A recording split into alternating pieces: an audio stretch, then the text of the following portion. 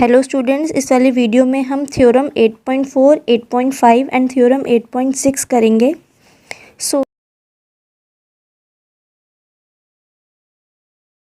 सो theorem 8.4 है, in a parallelogram opposite angles are equal. कि अगर ये एक पैरेललोग्राम हमें दे रखा है, जैसे ए बी सी डी हम ले लें, तो इसने बोला है अगर ये पैरेललोग्राम है तो इसके अपोजिट एंगल्स, यानी कि जो एंगल ए है वो एंगल सी के इक्वल हो और एंगल जो बी है वो एंगल डी के इक्वल हो। ये हमें प्रूफ करना है। हमें प्रूफ क्या करना है, that angle A is equals to angle C and angle B is equals to angle D. हमें गिवन क्या क्या है, हमें गिवन है that A B C D is a parallelogram. अब हम प्रूफ स्टार्ट करेंगे इसका। अगर हम ये डायगोनल बना लें और ट्राइंगल ए बी सी और ट्राइंगल सी डी ए को कॉन्ग्रुएंट प्रूफ कर दे, तो ये वाला एंगल जो ये अगर ये ट्राइंगल इसके कॉन्ग्रुएंट है तो जो इसके सारे पार्ट्स हैं वो इक्वल होंगे, तो एंगल बी भी एंगल डी के इक्वल होगा by C P C T. पर हम इसे कॉन्ग्रुएंट करेंगे कैसे प्रूफ, हमें ये पैरेललोग्राम दे रखा है अगर, तो ये वाला इन एंगल्स को नाम दे देते हैं 1, 2, 3 एंड 4। एंगल 1 एंगल 4 के इक्वल होगा क्योंकि पैरेललोग्राम के अपोजिट साइड्स पैरेलल होती हैं, ऑल्टरनेट इंटीरियर एंगल्स बन रहे हैं। एंगल 2 भी एंगल 3 के इक्वल होगा, ऑल्टरनेट इंटीरियर एंगल्स, और ए सी जो है वो कॉमन हो जाएगी। तो एंगल साइड एंगल से ये ट्राइंगल्स कॉन्ग्रुएंट हो जाएंगे, फिर ये एंगल बी एंगल डी के by C P C T equal हो जाएगा। सिमिलरली अगर हम इधर से ट्राइंगल्स लेते तो एंगल ए एंगल सी के इक्वल होता। तो स्टार्ट करते हैं। In triangle A B C and triangle C D A B is parallel to C D, तो एंगल 1 एंगल 4 के इक्वल होगा। Alternate interior angle A C is equals to A C common, और ऐसे ही A D parallel है B C के, तो ये जो इसके अंदर एंगल्स आ रहे हैं 3 और 2 वो इक्वल होंगे। So angle 2 is equals to angle 3। Same alternate interior angle,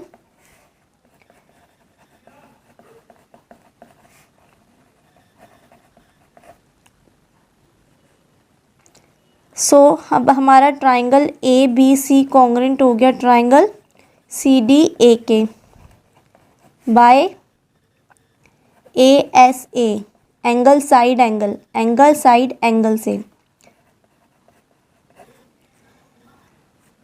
ये हो गया है, तो अब हम लिख सकते हैं कि इसका एंगल बी और इसका एंगल डी इक्वल होगा by C P C T. तो therefore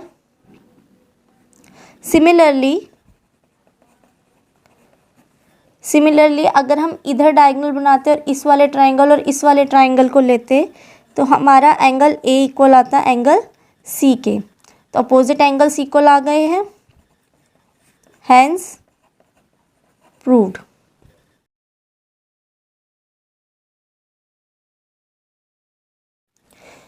next theorem 8.5, if in a quadrilateral each pair of opposite angles is equal then it is a parallelogram। तो जो हमारी 8.4 थ्योरम थी ये उसकी कन्वर्स है। इसमें अपोजिट एंगल्स इक्वल दे रखे हैं और हमें पैरेललोग्राम प्रूफ करना है। तो पैरेललोग्राम प्रूफ करने के लिए अगर हम अपोजिट साइड्स को पैरेलल प्रूफ कर दें तो वो एक पैरेललोग्राम होगा। To prove A B C D is a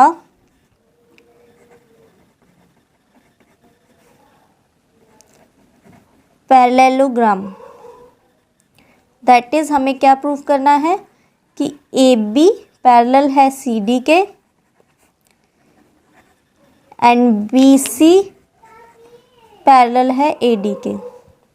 given है हमारे पास कि एंगल ए इक्वल है एंगल सी के एंड एंगल बी इक्वल है एंगल डी के। गिवन है हमारे पास एंगल ए एंगल सी के इक्वल है, एंगल बी एंगल डी के इक्वल है, ये इसके इक्वल है और ये इसके इक्वल है। अब हम प्रूफ स्टार्ट करते हैं। हम इन चारों एंगल्स का सम करेंगे, angle A plus angle B plus angle C plus angle D is equals to 360 degree होगा। हमने एंगल सम प्रॉपर्टी करी थी ना, उसके अकॉर्डिंग।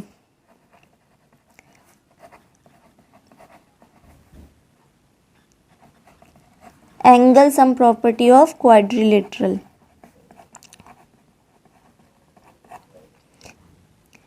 नाउ एंगल ए की जगह एंगल ए, बी की जगह बी और सी की जगह हम एंगल ए लिख सकते हैं।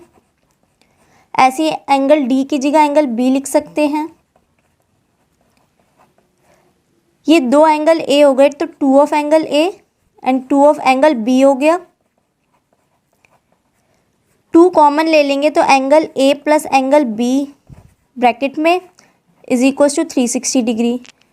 Angle A plus angle B को हम यहीं रहने देते हैं, 2 को यहाँ मल्टीप्लाई में इधर आके डिवाइड हो जाएगा, तो angle A plus angle B हो गया 180 degree.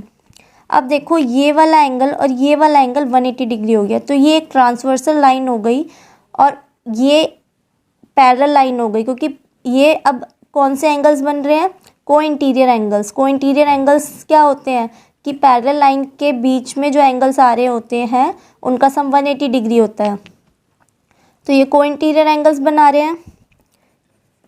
This implies angle A and angle B form को interior angles.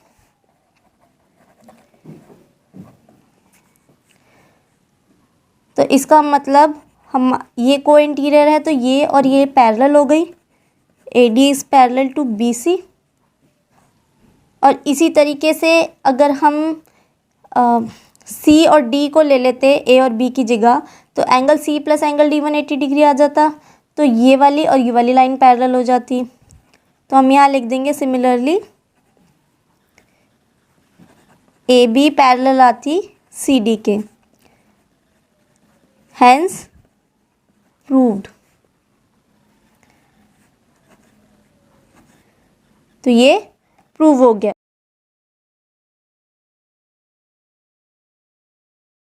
Theorem 8.6 the diagonals of a parallelogram bisect each other. इसने बोला है कि जो डायगोनल्स होते हैं पैरेललोग्राम के वो एक दूसरे को बाइसेक्ट कर रहे होते हैं। क्या शो करता है हमें मतलब दे रखा है कि ये एक पैरेललोग्राम है, A B C D is a parallelogram given है हमारे पास। इसने इसके डायगोनल्स की बात करी है तो हम डायगोनल्स बना लेते हैं। इसने बोला है ये डायगोनल जो है बाइसेक्ट, मतलब ये इतना पार्ट इस पार्ट के इक्वल और ये पार्ट इस पार्ट के इक्वल प्रूफ करना है।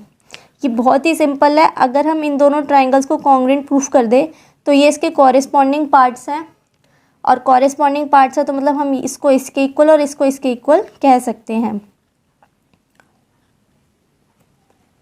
अब इसको कॉन्ग्रुएंट कैसे प्रूफ करेंगे, पैरेललोग्राम के का ये वाला एंगल और ये वाला एंगल इक्वल होगा क्योंकि ये साइड्स पैरेलल होती है, ऑल्टरनेट इंटीरियर। ये वाला एंगल इसके इक्वल और ये वाला एंगल इसके इक्वल होगा, वर्टिकली अपोजिट। तो ये एंगल से कॉन्ग्रुएंट प्रूफ हो जाएंगे। तो स्टार्ट करते हैं। टू प्रूव, हमें प्रूव करना क्या है,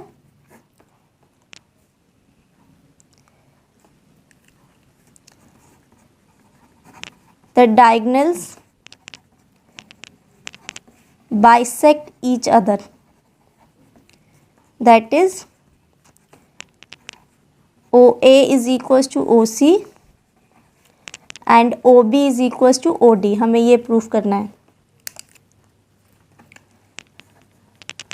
हमारे पास गिवन है दैट ABCD इज अ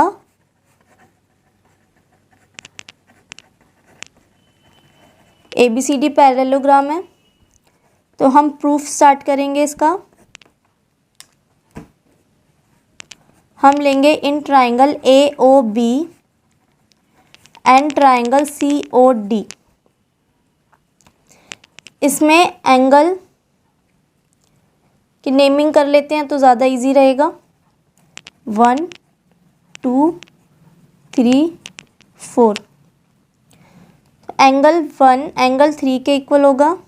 पहले यहाँ पे लिख लेना that AB is parallel to CD। अब लिखेंगे एंगल 1 एंगल 3 के इक्वल होगा एंड एंगल 2 एंगल 4 के इक्वल होगा। दोनों का रीज़न क्या है? Alternate interior angle. ये लिखना चाहो तो तीसरा भी वर्टिकली अपोजिट लिख सकते हैं, बट एंगल भी कॉन्ग्रेंसी का रूल है और एंगल भी कॉन्ग्रेंसी का रूल है। चाहे दो एंगल्स दिखा दो चाहे तीनों एंगल, क्योंकि दो इक्वल होते हैं तो तीसरा तो ऑब्वियसली इक्वल होगा ही।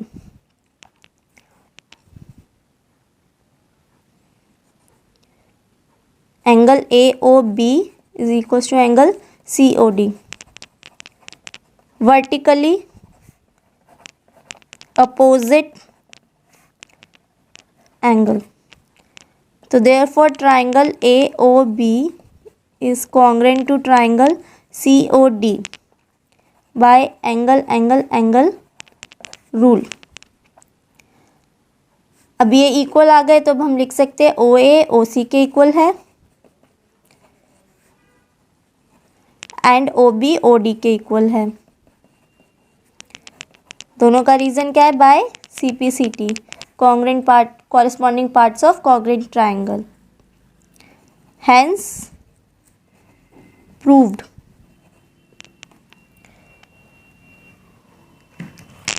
Thank you students for watching the video. If you like the video, please like, share and subscribe. And if you have any doubts, please ask me in the comment section. Thank you.